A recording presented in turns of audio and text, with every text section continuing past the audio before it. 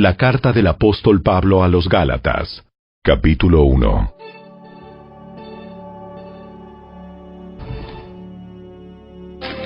Les escribo, yo, el apóstol Pablo.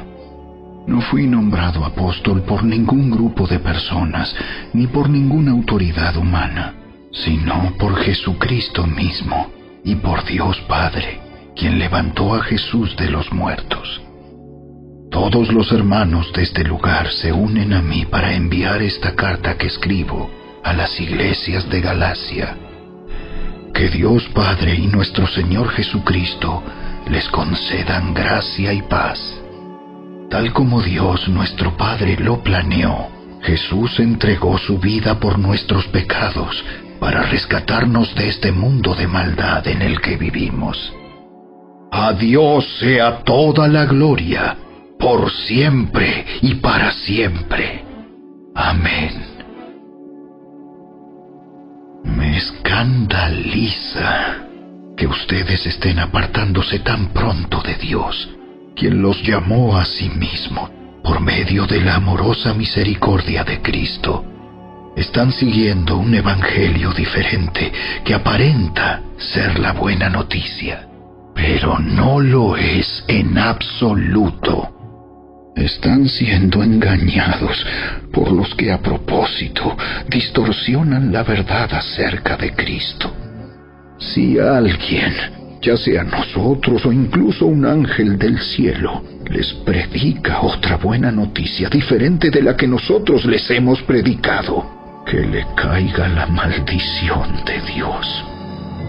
Repito lo que ya hemos dicho. Si alguien predica otra buena noticia distinta de la que ustedes han recibido, que esa persona sea maldita. Queda claro que no es mi intención ganarme el favor de la gente, sino el de Dios. Si mi objetivo fuera agradar a la gente, no sería un siervo de Cristo. Amados hermanos, quiero que entiendan que el mensaje del Evangelio que predico no se basa en un simple razonamiento humano. No recibí mi mensaje de ninguna fuente humana ni nadie me lo enseñó. En cambio, lo recibí por revelación directa de Jesucristo. Ustedes saben cómo me comportaba cuando pertenecía a la religión judía y cómo perseguí con violencia la iglesia de Dios. Hice todo lo posible por destruirla. Yo superaba ampliamente a mis compatriotas judíos en mi celo por las tradiciones de mis antepasados. Pero aún antes de que yo naciera, Dios me eligió y me llamó por su gracia maravillosa. Luego, le agradó revelarme a su Hijo para que yo proclamara a los gentiles la buena noticia acerca de Jesús.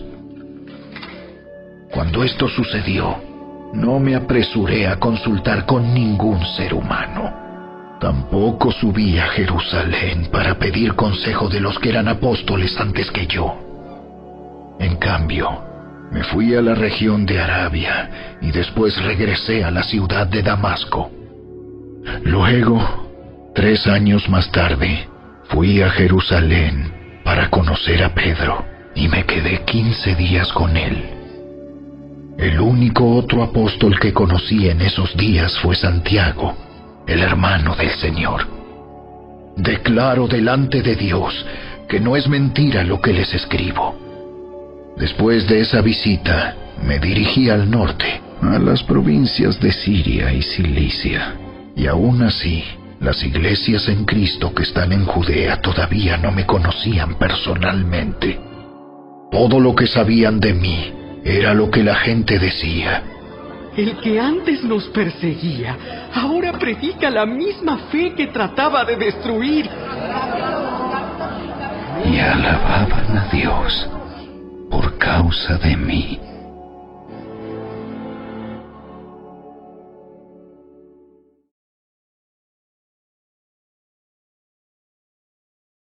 Capítulo 2. Luego, 14 años más tarde, regresé a Jerusalén esta vez con Bernabé, y Tito también vino. Fui a Jerusalén porque Dios me reveló que debía hacerlo. Durante mi tiempo allí, me reuní en privado con los que eran reconocidos como los dirigentes de la iglesia y les presenté el mensaje que predico a los gentiles. Quería asegurarme de que estábamos de acuerdo, porque temía que todos mis esfuerzos hubieran sido inútiles y que estaba corriendo la carrera en vano. Sin embargo, ellos me respaldaron y ni siquiera exigieron que mi compañero Tito se circuncidara, a pesar de que era griego. Incluso esa cuestión surgió solo a causa de unos supuestos creyentes, en realidad falsos, que se habían infiltrado entre nosotros. Se metieron en secreto para espiarnos y privarnos de la libertad que tenemos en Cristo Jesús, pues querían esclavizarnos y obligarnos a seguir los reglamentos judíos. Pero no nos doblegamos ante ellos, ni por un solo instante. Queríamos preservar la verdad del mensaje del Evangelio para ustedes. Los líderes de la iglesia no tenían nada que agregar a lo que yo predicaba. Dicho sea de paso, su fama de grandes líderes a mí no me afectó para nada, porque Dios no tiene favoritos.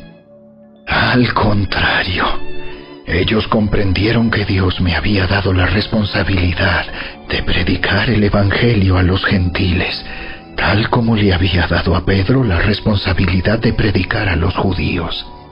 Pues el mismo Dios que actuaba por medio de Pedro, apóstol a los judíos, también actuaba por medio de mí, apóstol a los gentiles. De hecho, Santiago, Pedro y Juan, quienes eran considerados pilares de la iglesia, reconocieron el don que Dios me había dado y nos aceptaron a Bernabé y a mí como sus colegas. Nos animaron a seguir predicando a los gentiles mientras ellos continuaban su tarea con los judíos. La única sugerencia que hicieron fue que siguiéramos ayudando a los pobres, algo que yo siempre tengo deseos de hacer. Pero cuando Pedro llegó a Antioquía, tuve que enfrentarlo cara a cara, porque él estaba muy equivocado en lo que hacía. Cuando llegó por primera vez, Pedro comía con los creyentes gentiles, quienes no estaban circuncidados. Pero después, cuando llegaron algunos amigos de Santiago, Pedro no quiso comer más con esos gentiles. Tenía miedo a la crítica de los que insistían en la necesidad de la circuncisión. Como resultado, otros creyentes judíos imitaron la hipocresía de Pedro. E incluso Bernabé se dejó llevar por esa hipocresía. Cuando vi que ellos no seguían la verdad del mensaje del Evangelio, le dije a Pedro delante de todos los demás: si tú, que eres judío de nacimiento, dejaste a un lado las leyes judías y vives como un gentil, ¿por qué ahora tratas de obligar a estos gentiles a seguir las tradiciones judías? Tú y yo somos judíos de nacimiento. No somos pecadores, como los gentiles. Sin embargo, sabemos que una persona es declarada justa ante Dios por la fe en Jesucristo y no por la obediencia a la ley. Y nosotros hemos creído en Cristo Jesús para poder ser declarados justos ante Dios por causa de nuestra fe en Cristo, y no porque hayamos obedecido la ley, pues nadie jamás será declarado justo ante Dios mediante la obediencia a la ley. Pero supongamos que intentamos ser declarados justos ante Dios por medio de la fe en Cristo, y luego se nos declara culpables por haber abandonado la ley. ¿Acaso esto quiere decir que Cristo nos ha llevado al pecado? Por supuesto que no. Más bien, soy un pecador si vuelvo a construir el viejo sistema de la ley que ya eché abajo. Pues cuando intenté obedecer la ley misma me condenó. Así que morí a la ley. Es decir, dejé de intentar cumplir todas sus exigencias a fin de vivir para Dios. Mi antiguo yo ha sido crucificado con Cristo. Ya no vivo yo, sino que Cristo vive en mí. Así que vivo en este cuerpo terrenal, confiando en el Hijo de Dios, quien me amó y se entregó a sí mismo por mí. Yo no tomo la gracia de Dios como algo sin sentido, pues si cumplir la ley pudiera hacernos justos ante Dios, entonces no habría sido necesario que Cristo muriera.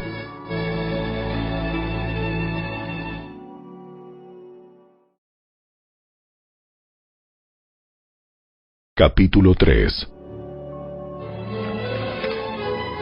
¡Ay, Gálatas tontos! ¿Quién los ha hechizado? Pues el significado de la muerte de Jesucristo se les explicó con tanta claridad, como si lo hubieran visto morir en la cruz. Déjenme hacerles una pregunta. ¿Recibieron al Espíritu Santo por obedecer la ley de Moisés? ¡Claro que no! Recibieron al Espíritu porque creyeron el mensaje que escucharon acerca de Cristo. ¿Será posible que sean tan tontos?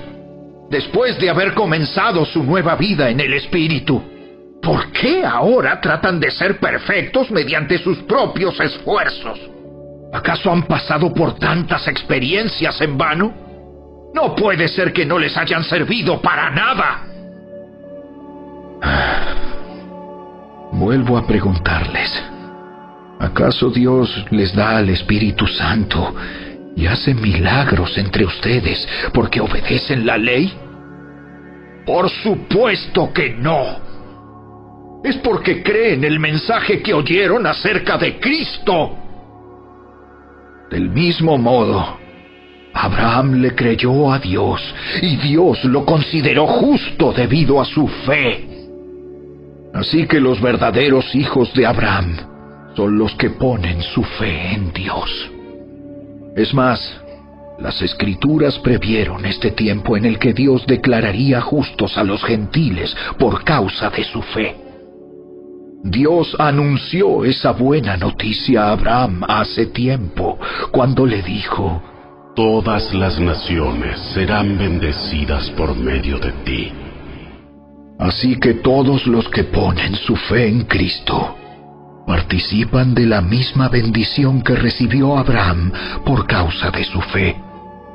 Sin embargo, los que dependen de la ley para hacerse justos ante Dios están bajo la maldición de Dios, porque las Escrituras dicen: maldito es todo el que no cumple ni obedece cada uno de los mandatos que están escritos en el libro de la ley de Dios.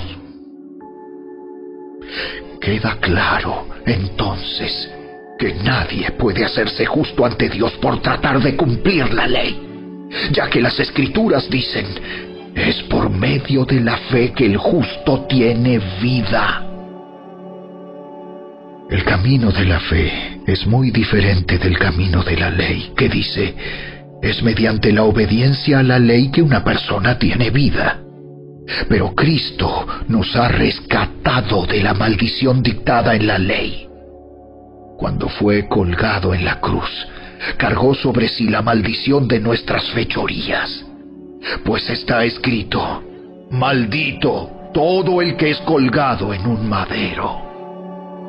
Mediante Cristo Jesús, Dios bendijo a los gentiles con la misma bendición que le prometió a Abraham, a fin de que los creyentes pudiéramos recibir por medio de la fe al Espíritu Santo prometido. Amados hermanos, el siguiente es un ejemplo de la vida diaria. Así como nadie puede anular ni modificar un acuerdo irrevocable, tampoco en este caso. Dios ha dado las promesas a Abraham y a su hijo. Y noten que la Escritura no dice a sus hijos, como si significara muchos descendientes. Más bien dice a su Hijo. Y eso sin duda se refiere a Cristo. Lo que trato de decir es lo siguiente: el acuerdo que Dios hizo con Abraham no podía anularse 430 años más tarde, cuando Dios le dio la ley a Moisés, porque Dios estaría rompiendo su promesa Pues si fuera posible recibir la herencia por cumplir la ley, entonces esa herencia ya no sería el resultado de aceptar la promesa de Dios. Pero Dios, por su gracia, se la concedió a Abraham mediante una promesa. Entonces, ¿para qué se entregó la ley? Fue añadida a la promesa para mostrarle a la gente sus pecados. Pero la intención era que la ley durara solo hasta la llegada del Hijo prometido. Por medio de ángeles, Dios entregó su ley a Moisés, quien hizo de mediador entre Dios y el pueblo. Ahora bien, un mediador es de ayuda si dos o más partes tienen que llegar a un acuerdo. Pero Dios, quien es uno solo, no usó ningún mediador cuando le dio la promesa a Abraham. ¿Hay algún conflicto entonces entre la ley de Dios y las promesas de Dios? De ninguna manera.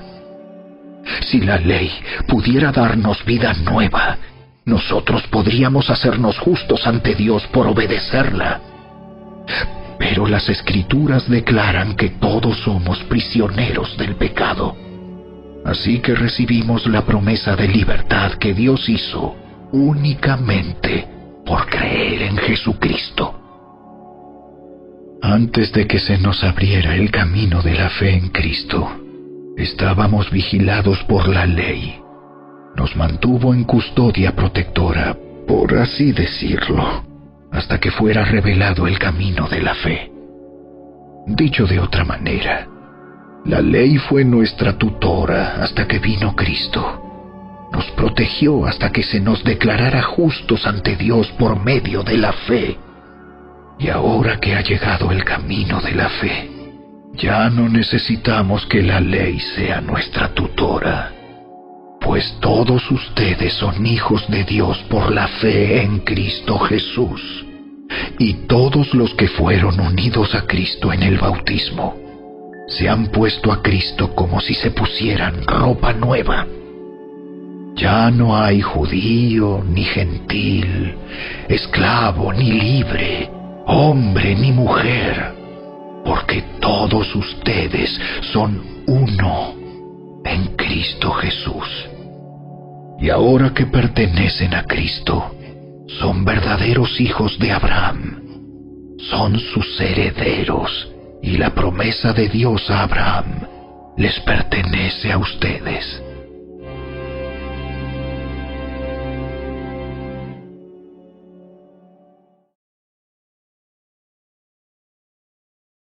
Capítulo 4. Piénsenlo de la siguiente manera. Si un padre muere y deja una herencia a sus hijos pequeños, esos niños no están en mejor situación que los esclavos hasta que se hagan mayores de edad, aunque son los verdaderos dueños de todas las posesiones de su padre. Tienen que obedecer a sus tutores hasta que cumplan la edad establecida por su padre. Eso mismo sucedía con nosotros antes de que viniera Cristo. Éramos como niños. Éramos esclavos de los principios espirituales básicos de este mundo. Sin embargo, cuando se cumplió el tiempo establecido, Dios envió a su Hijo, nacido de una mujer y sujeto a la ley. Dios lo envió para que comprara la libertad de los que éramos esclavos de la ley, a fin de poder adoptarnos como sus propios hijos. Y debido a que somos sus hijos, Dios envió al Espíritu de su Hijo a nuestro corazón, el cual nos impulsa a exclamar: ¡Abba, Padre! Ahora ya no eres un esclavo, sino un hijo de Dios. Y como eres su hijo, Dios te ha hecho su heredero. Antes de conocer a Dios, ustedes los gentiles eran esclavos de los llamados dioses que ni siquiera existen. Así que ahora que conocen a Dios, o mejor dicho, ahora que Dios los conoce a ustedes, ¿Por qué quieren retroceder y convertirse otra vez en esclavos de los débiles e inútiles principios espirituales de este mundo? Pretenden ganarse el favor de Dios al cumplir con ciertos días o meses, estaciones o años. Temo por ustedes. Quizá todo el arduo trabajo que hice entre ustedes fue en vano. Amados hermanos, les ruego que vivan como yo, libres de esas cosas. Pues yo llegué a ser como ustedes, los gentiles, libre de esas leyes. Ustedes no me trataron mal cuando les prediqué por primera vez. Sin duda, recordarán que yo estaba enfermo la primera vez que les llevé la buena noticia. Aunque mi condición los tentaba a no aceptarme, ustedes no me despreciaron ni me rechazaron. Todo lo contrario, me recibieron y me cuidaron como si yo fuera un ángel de Dios o incluso el mismo Cristo Jesús. ¿Dónde ha ido a parar el espíritu de alegría y de gratitud que antes tenían? Estoy seguro de que ustedes se hubieran arrancado los propios ojos para dármelos de haber sido posible. ¿Acaso ahora me volví su enemigo porque les digo la verdad? Esos falsos maestros están muy ansiosos de ganarse el favor de ustedes, pero sus intenciones no son nada buenas. Lo que quieren es aislarlos de mí para que ustedes solo les presten atención a ellos. Si alguien quiere hacer cosas buenas por ustedes, no hay ningún problema, pero que lo haga en todo tiempo, no solo cuando estoy con ustedes. Oh, mis hijos queridos, siento como si volviera a sufrir dolores de parto por ustedes. Y seguirán hasta que Cristo se forme por completo en sus vidas. Desearía estar con ustedes en este momento para poder hablarles en otro tono, pero estando tan lejos, no sé qué más puedo hacer para ayudarlos. Díganme ustedes, los que quieren vivir bajo la ley, ¿saben lo que en realidad dice la ley? Las Escrituras dicen que Abraham tuvo 2 hijos, uno de la mujer esclava y el otro de su esposa, quien había nacido libre. El nacimiento del hijo de la esclava fue el resultado de un intento humano por lograr que se cumpliera la promesa de Dios. Pero el nacimiento del hijo de la libre fue la manera en que Dios cumplió su promesa. Esas 2 mujeres son una ilustración de los 2 pactos de Dios. La primera mujer, Agar, representa el monte Sinaí, donde el pueblo recibió la ley que los hizo esclavos. Y ahora Jerusalén es igual que el monte Sinaí, en Arabia, porque la ciudad y sus hijos viven bajo la esclavitud de la ley. Pero la otra mujer, Sara, representa la Jerusalén celestial. Ella es la mujer libre y es nuestra madre. Como dijo Isaías: Alégrate, oh mujer sin hijos, tú que nunca diste a luz. Ponte a gritar de alegría, tú que nunca tuviste dolores de parto, pues la mujer desolada ahora tiene más hijos que la que vive con su esposo. Y ustedes, amados hermanos, son hijos de la promesa igual que Isaac, pero ahora son perseguidos por los que quieren que cumplan la ley, tal como Ismael, el hijo que nació del esfuerzo humano, persiguió a Isaac. el Hijo que nació por el poder del Espíritu. Pero ¿qué dicen las Escrituras al respecto? Echa fuera a la esclava y a su hijo, porque el hijo de la mujer esclava no compartirá la herencia del hijo de la mujer libre. Así que, amados hermanos, no somos hijos de la mujer esclava, somos hijos de la mujer libre.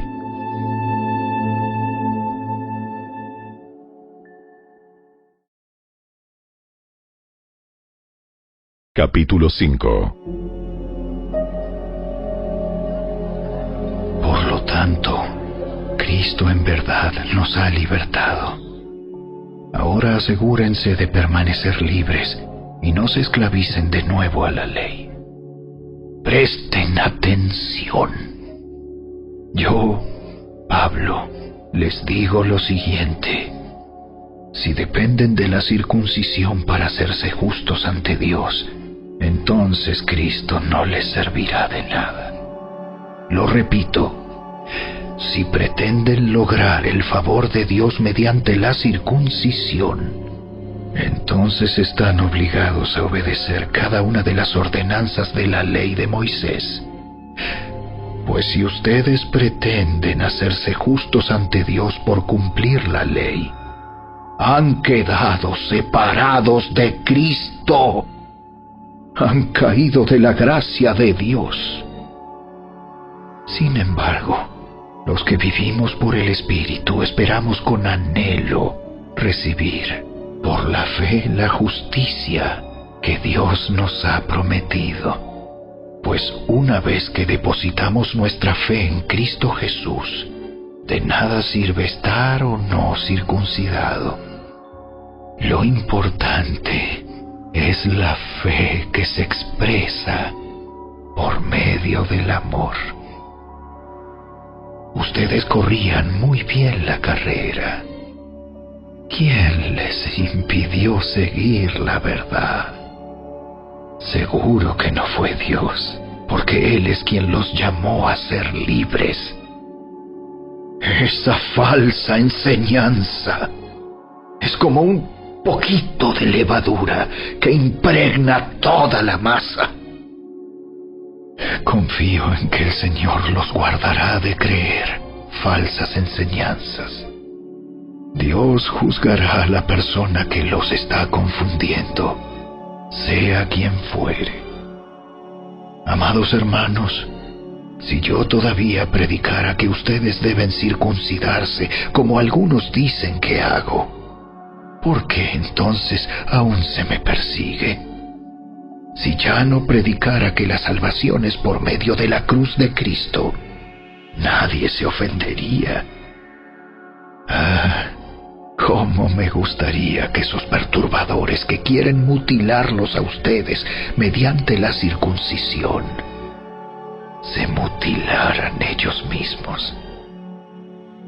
Pues ustedes, mis hermanos, han sido llamados a vivir en libertad.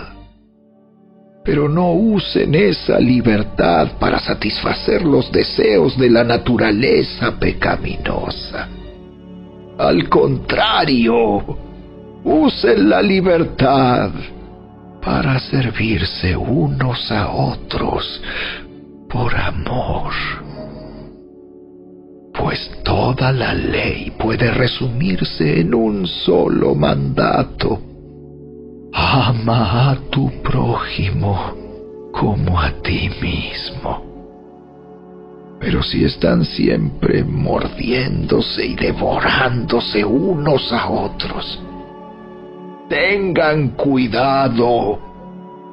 Corren peligro de destruirse unos a otros.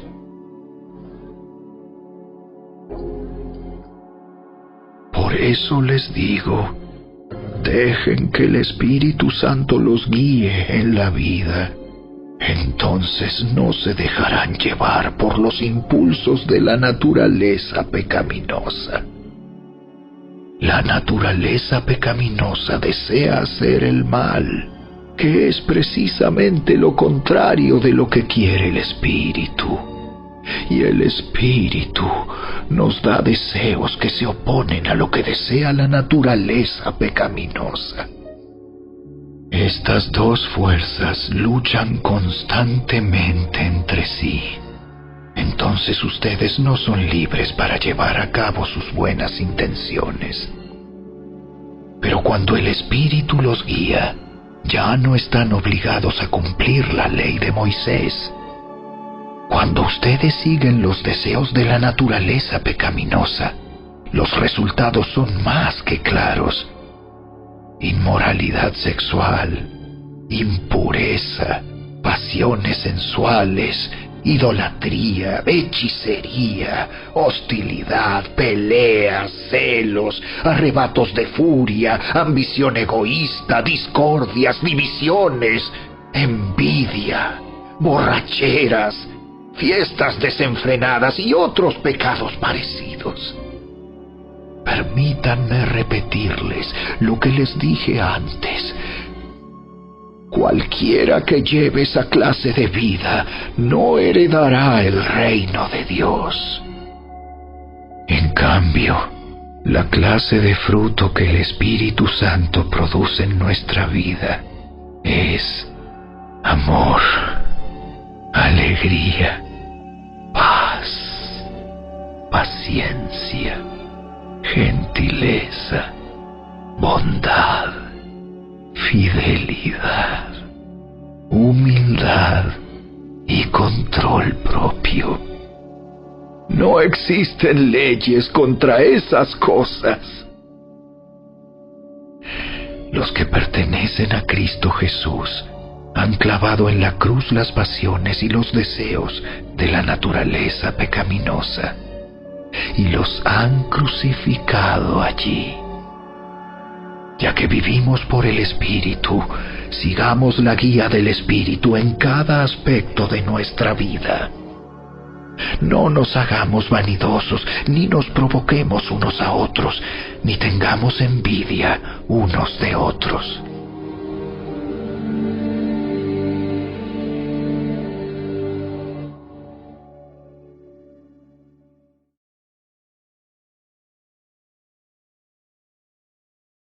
Capítulo 6. Amados hermanos, si otro creyente está dominado por algún pecado, ustedes, que son espirituales, deberían ayudarlo a volver al camino recto con ternura y humildad. Y tengan mucho cuidado de no caer ustedes en la misma tentación. Ayúdense a llevar los unos las cargas de los otros y obedezcan de esa manera la ley de Cristo. Si te crees demasiado importante para ayudar a alguien, solo te engañas a ti mismo. No eres tan importante. Presta mucha atención a tu propio trabajo, porque entonces obtendrás la satisfacción de haber hecho bien tu labor y no tendrás que compararte con nadie. Pues cada uno es responsable de su propia conducta. Los que reciben enseñanza de la palabra de Dios deberían proveer a las necesidades de sus maestros, compartiendo todas las cosas buenas con ellos. No se dejen engañar. Nadie puede burlarse de la justicia de Dios. Siempre se cosecha lo que se siembra. Los que viven solo para satisfacer los deseos de su propia naturaleza pecaminosa cosecharán de esa naturaleza destrucción y muerte. Pero los que viven para agradar al Espíritu, del Espíritu, cosecharán vida eterna. Así que no nos cansemos de hacer el bien. A su debido tiempo cosecharemos numerosas bendiciones si no nos damos por vencidos. Por lo tanto, siempre que tengamos la oportunidad, hagamos el bien a todos, en especial a los de la familia de la fe. Fíjense que uso letras grandes para escribirles de mi propio puño y letra estas últimas palabras. Los que tratan de obligarlos a circuncidarse lo hacen para quedar bien con otros. No quieren ser perseguidos por enseñar que solo la cruz de Cristo salva. Ni siquiera los que luchan a favor de la circuncisión cumplen toda la ley. Solo quieren que ustedes se circunciden para poder jactarse de ello y decir a todos que ustedes son sus discípulos. En cuanto a mí, que nunca me jacte de otra cosa que no sea la cruz de nuestro Señor Jesucristo. Debido a esa cruz, mi interés por este mundo fue crucificado, y el interés del mundo por mí también ha muerto.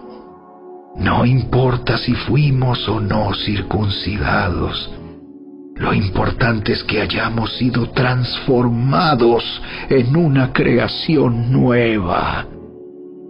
Que la paz y la misericordia de Dios sean con todos los que viven según ese principio.